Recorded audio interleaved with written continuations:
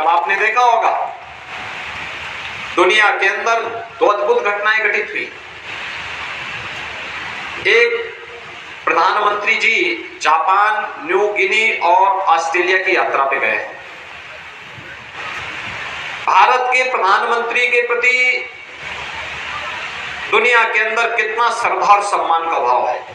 New Guinea के प्रधानमंत्री जब उन्हें स्वागत करने के लिए आते हैं तो प्रधानमंत्री मोदी जी का पैर छूते करके उनका सम्मान करते हैं। आप लोग देख सकते हैं ये युवा स्थान है जहाँ पर हमारे माननीय श्री मुख्यमंत्री योगी आदित्यनाथ जी आज आएंगे, तो उनका मंच तैयार हो चुका है। आप लोग देख सकते हैं बहुत सारा पीछे कुर्सी लगा हुआ है। हमारे माननीय श्री मुख्यमंत्री योगी आदित्यनाथ जी का आगमन हो रहा है हेलीकॉप्टर से, और आप लोग देख सकते हैं ये नीले कलर का हेलीकॉप्टर है जो कि अभी चारों तरफ से दौरा कर रहा है। तो हमारे माननीय श्री मुख्यमंत्री योगी आदित्यनाथ जी का आगमन हो गया है। पूज्य श्री बालकदास जी महाराज द्वारा पूज्य महाराज जी का मंच पर आगमन।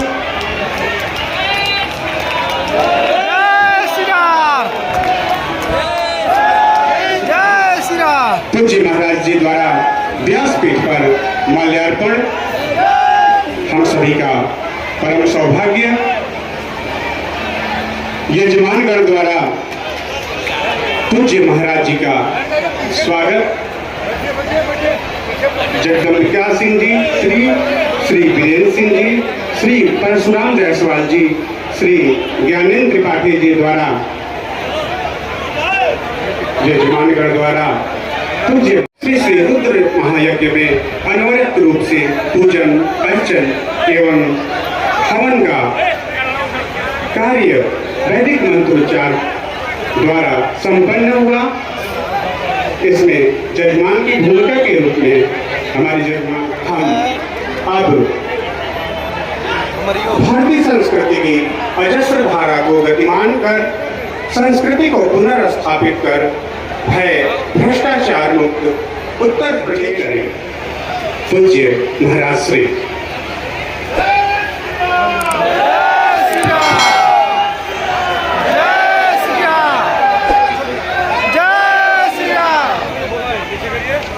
नमः पार्वती पतिये हर हर। एक सप्ताह से जिनके श्रीमुख से आप सबको श्रीमद् भागवत महापुराण की शिव महापुराण की इस पावन कथा को श्रवण करने का सौभाग्य प्राप्त हुआ है। ऐसे संत श्री बालकदास जी महाराज आज के इस कार्यक्रम में विशेष रूप से उपस्थित यहाँ के लोकप्रिय सांसद और केंद्रीय मंत्री श्री पंकज चौधरी जी,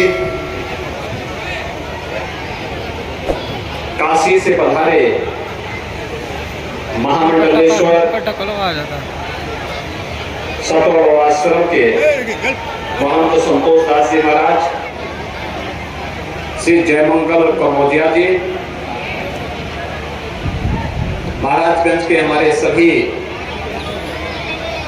मान्य विधायकगण, सिसवा से पटेल जी हैं, ज्ञानेंद्र सिंह जी पनियारा से हैं, श्री त्रिपाठी मोतलवा से हैं, अन्य सभी जनप्रतिनिधिगण, श्रद्धालुजन, यजमानगण और प्रशासन से जुड़े हुए हमारे सभी अधिकारीगण और उपस्थित सभी यहाँ के भाइयों बहनों, 5 वर्ष पहले जो व्यक्ति चौक आया होगा, चौक 5 वर्ष के बाद कोई आएगा तो चौक को संभवतः पहचान नहीं पाएगा। पहले उसको चौक बाजार कहते थे। पहला गांव का नाम चौक था और फिर उसके साथ बाजार भी जोड़ देते थे, लेकिन अब इस सचमुच चौक से बाजार हो गया है। यहाँ पर महायोगी भगवान गोरक्षनाथ जी का एक मंदिर बहुत प्राचीन है। मंदिर के पुनरुद्धार के साथ ही भगवान शिव के इस पवित्र ज्योतिर्लिंग की पुनरुद्धार का कार्यक्रम संपन्न करने के बाद यह कार्यक्रम आज यहाँ पर संपन्न हो रहा है कि वहाँ पे आज से 5 साल पहले जब मैं आया था तब मैं देख रहा था कि जहाँ पे पवित्र ज्योतिर्लिंग था वो खंडित हो गया था। तो मैंने यहाँ पर डॉक्टर एसपी सिंह जी से भी और यहाँ पर मंदिर के जो छावनी के कोठारी हैं फलानी बाबा से मैंने कहा था कि यहाँ पे दूसरा ज्योतिर्लिंग लगना चाहिए और मंदिर का पुनरुद्धार होना चाहिए। और मुझे अच्छा लगा कि समय से कार्यक्रम को, दोनों कार्यक्रमों को, गोरखनाथ मंदिर का भी पुनरुद्धार हुआ है, नया स्वरूप मिला है और साथ साथ यहाँ पर इस पूरे बाजार के का जो कायाकल्प हुआ ही है, भगवान शिव का भी नया मंदिर और नया ज्योतिर्लिंग की स्थापना विधिवत वैदिक मंत्रोच्चार के साथ रुद्र महायज्ञ की पूर्णाहुति के साथ आज यहाँ पर संपन्न हो रहा है। ये भारत की ही परंपरा है कि हमने जीव मात्र के कल्याण की बात तो की,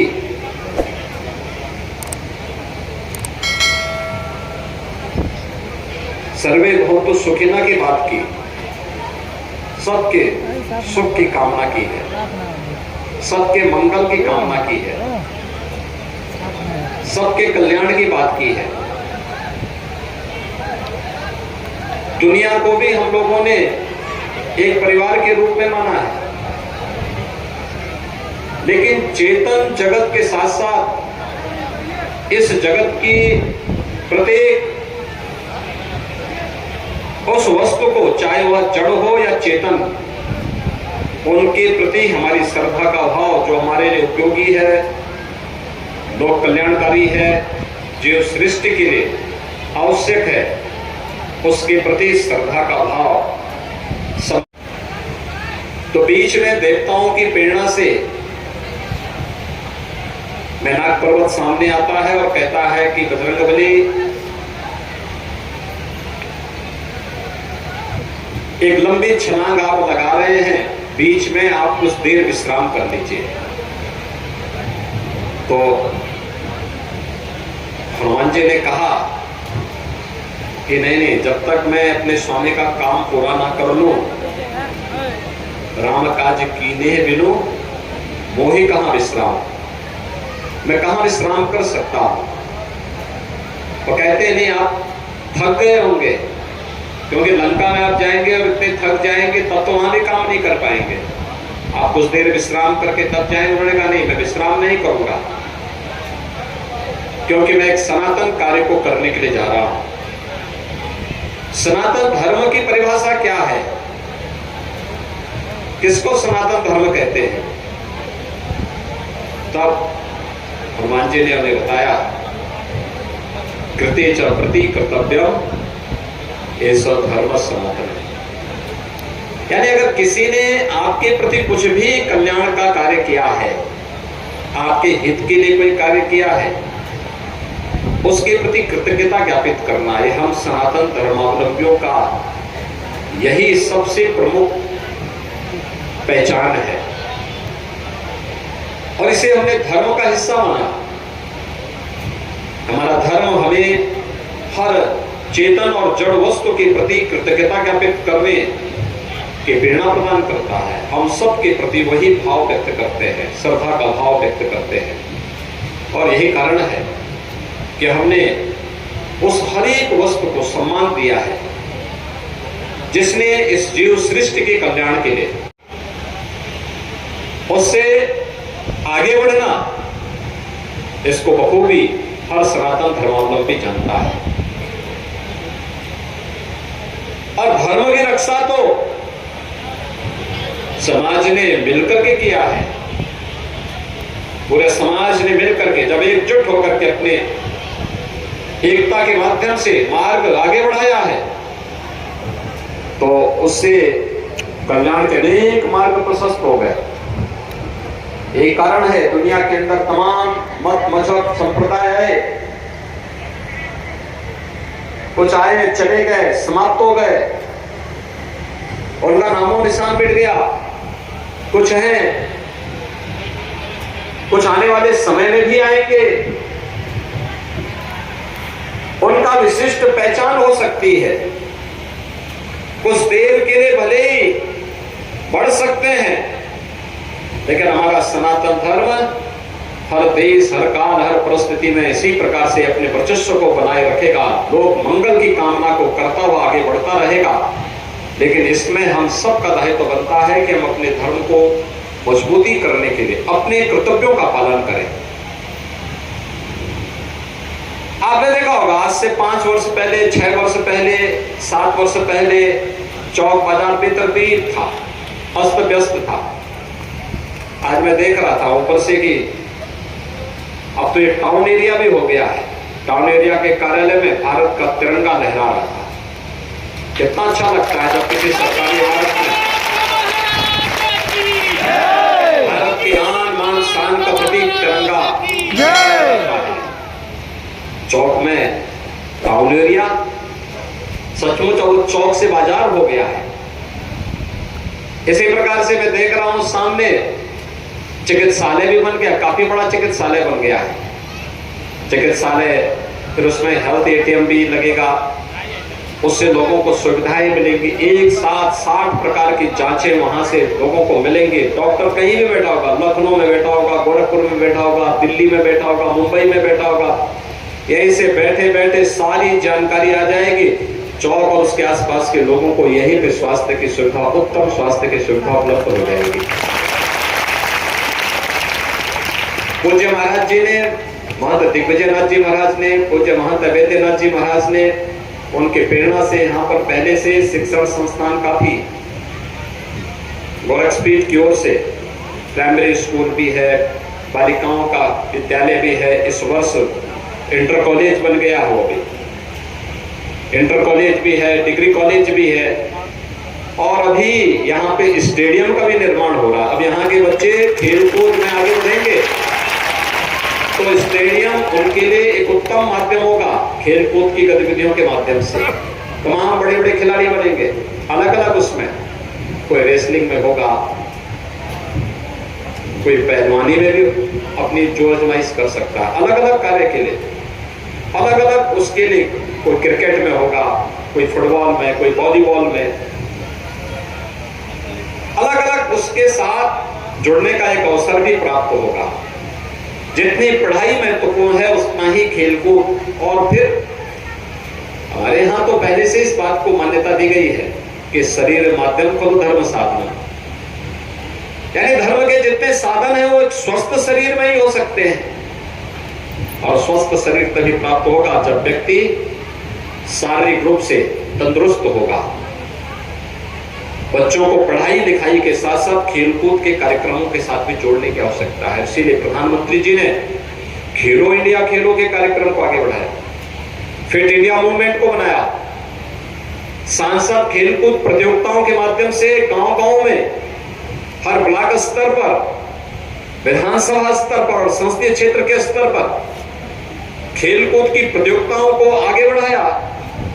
बड़ी लोकप्रिय हो रही है प्रतियोगिताएं। आज किसी भी राष्ट्रीय और अंतर्राष्ट्रीय स्तर की प्रतियोगिताएं होती हैं, भारत के नौजवान भी बड़ी संख्या में मेडल प्राप्त करके लेके आते हैं और भारत की सामर्थ्य का परिचय दुनिया के सामने देते हैं। ये नया भारत है, उस नए भारत के लिए अपने आप को तैयार करना। कितना अच्छा लग रहा है, साफ सुथरा माहौल, कितने अच्छा लग रहा है।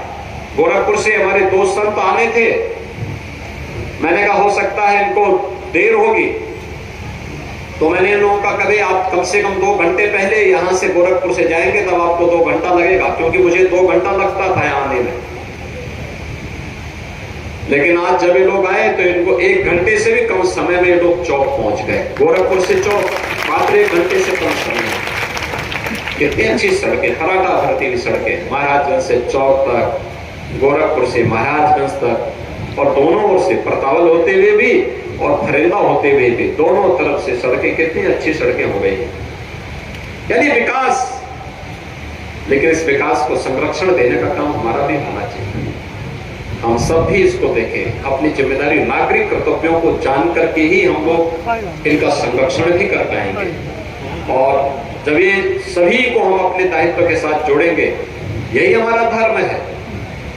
पूजा पाठ करना धर्म मात्र नहीं है, उसका संरक्षण होना, उसको हर हाल में बचाए रखना, सुरक्षित रखना, उसका संवर्धन करना, उसको आगे बढ़ाने के लिए प्रेरित करना, यही हमारा धर्म होना चाहिए। और उस धर्म के साथ जुड़ने के लिए हम सबका दायित्व बनता है। सरकार ने कोई विकास का कार्य किया तो उसकी सुरक्षित रखना, उसका संरक्षण करना, यह हमारा दायित्व बनता है। क्योंकि सरकार अपने जेब से थोड़ा पैसा देती है।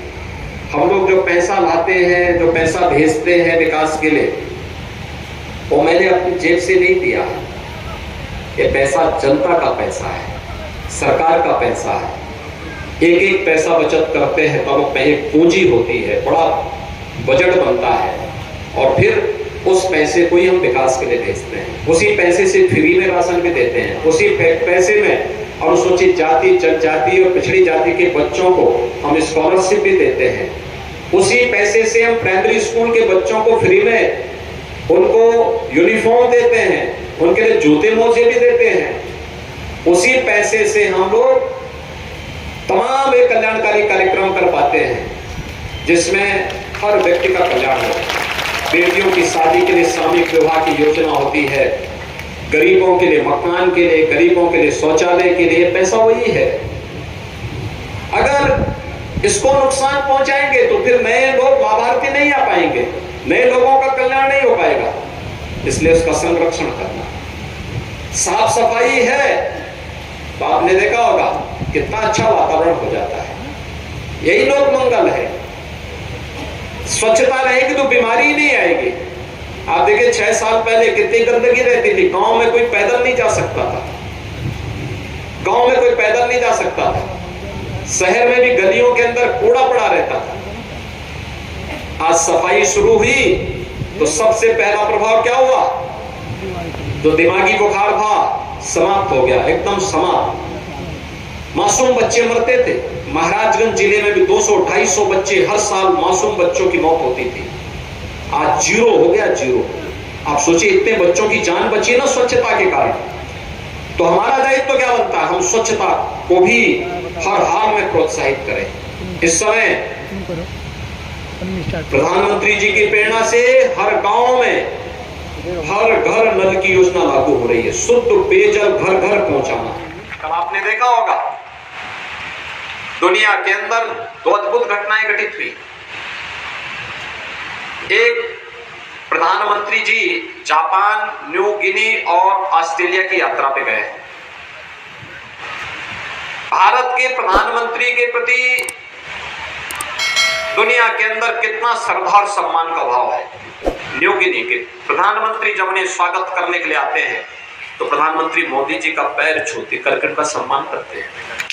ये हर भारतवासी का सम्मान है, 140 करोड़ की आबादी का सम्मान है। अमेरिका दुनिया का सबसे बड़ी ताकतवर देश है, सबसे बड़ी महाशक्ति है।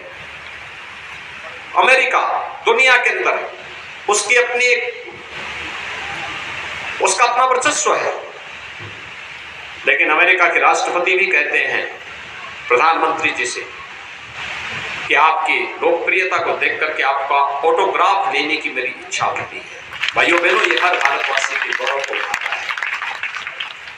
दुनिया के अंदर प्रधानमंत्री मोदी जी के कारण भारत का सम्मान बढ़ा है। क्या हमारे कारण हम क्या इस बात को तय कर पाएंगे कि हमारा कारण हमारे परिवार का, पहले तो मेरे स्वयं का, फिर मेरे परिवार का, फिर मेरे गांव का, फिर मेरे जनपद का या मेरे ब्लॉक का या मेरे जनपद का सम्मान बढ़ सके? अच्छा कार्य करने से ही होगा ना। और ये सम्मान तभी मिलता है जब व्यक्ति अच्छा कार्य करता है। प्रधानमंत्री मोदी जी ने उस प्रकार के अच्छे काम किए, भारत के लिए किए। जनप्रतिनिधियों ने, माननीय सांसद जी ने, माननीय विधायकों ने, सबने कार्यक्रम में सहभागिता की। अन्य जनप्रतिनिधियों ने कार्यक्रम में सहभागिता की, श्रद्धालु जनों ने आकर के कथा को भी श्रवण किया और साथ साथ इस बात को देखा चौक में कैसे बदलाव हुआ है। क्या इस बदलाव के लिए हम भी अपने गांव और अपने शहर को बना सकते हैं?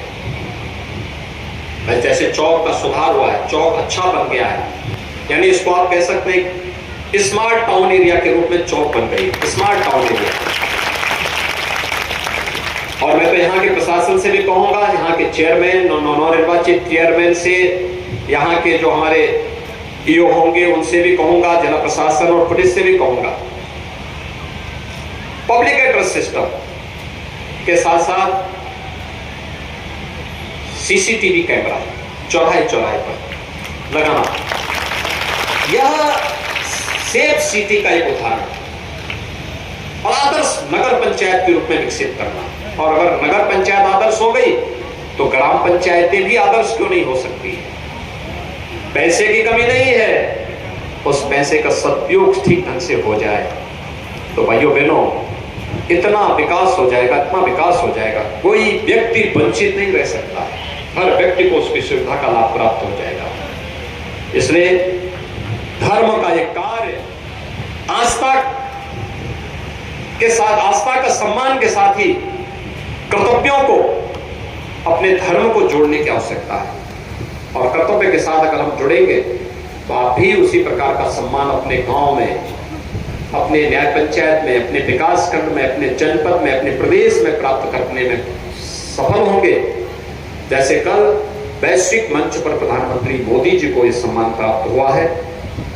एक सप्ताह का जो कार्यक्रम यहाँ चला है, मुझे बहुत अच्छा लगा। चौकवासियों ने यहाँ पर शिव महापुराण की इस पावन कथा का श्रवण भी किया और गोरखपुर से आए हुए हमारे विद्वान आचार्यों ने रुद्र महायज्ञ का भी आयोजन किया। बहुत अच्छा कार्यक्रम दोनों यहाँ पर हुआ। मैं सुन रहा था, मैं लगातार जानकारी ले रहा था कैसे कार्यक्रम चल रहा है, कैसे लोग वहां पे आ रहे हैं, कितना अच्छा वातावरण यहाँ का दिखता है, यानी पूरा यज्ञमय वातावरण दिखाई दे रहा है। ये यज्ञमय वातावरण ये विकास का प्रतीक है। समृद्धि तभी आती जब खुशहाली होती है।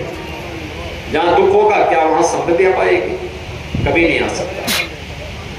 तो इस समृद्धि के साथ हम जुड़े, इसका संरक्षण भी करें।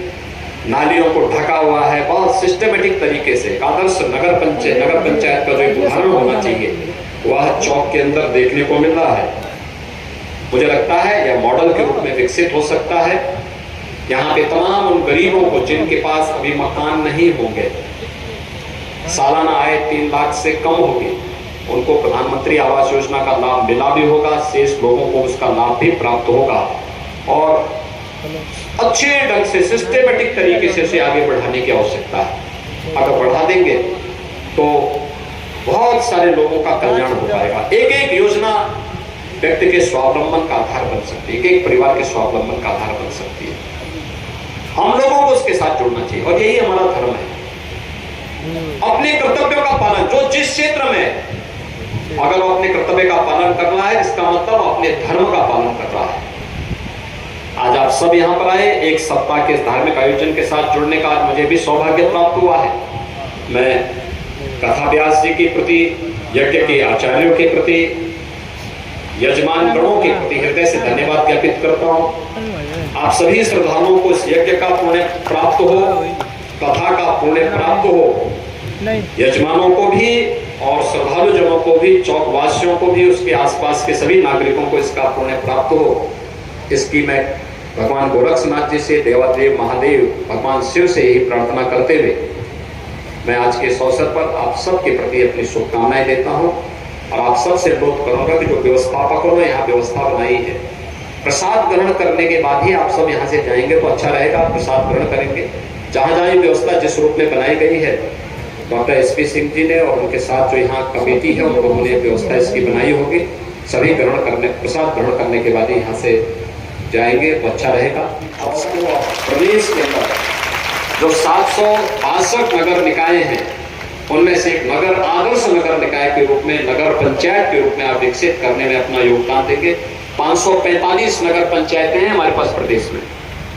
और उसमें सबसे नई में से चौक भी है। इसके बाद कुछ और बनी है, लेकिन चौक यहाँ के लिए आगे बढ़ पाएंगे। मैं एक बार फिर से इस पूरे कार्यक्रम के साथ जुड़े हुए सभी उन महानुभावों को, सज्जनों को हृदय से धन्यवाद देता हूं। आप सबके प्रति अपनी शुभकामनाएं व्यक्त करते हुए अपनी वाणी को यहीं पे विराम देता हूं। जय जय श्री राम। जय श्री राम। जय महाराज जी द्वारा आशीर्वचन पाठ्य प्राप्त हुआ चौक नगर पंचायत।